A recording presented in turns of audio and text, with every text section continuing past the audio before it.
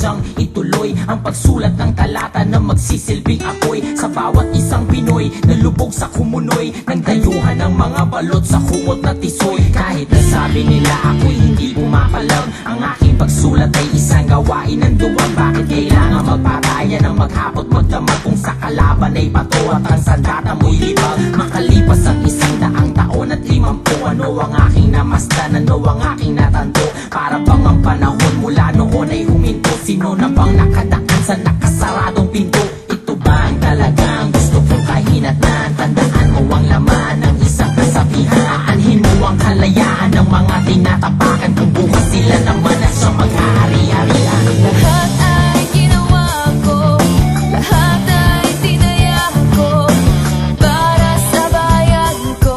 Pero teka, paano kung tama siya? Ano ang napala ko?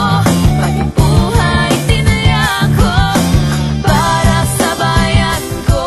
Pero teka, paano kung tama siya? Kung sa tingin ko'y tama at ang siyang nararapat, pero teka lang, Paano kung tama sa siya? kanila'y wag kang maawa, yan lang ang siyang nararapat, pero teka lang. Paano kung tama siya? Ako'y isang batang tundo na anak ng mananahe at sa edad na 14, mga braso'y natali, di man natapos sa eskwela, nagpatuloy magbasa, nakadampot ng karunungan at namulat ang mata na ang nagaganap sa aking kapaligiran ay mali at ang tanging sagot sa malalim na sugat ay dahil silang alipin ng ginto at amoy ng salapi, mga dayuhan na dahilan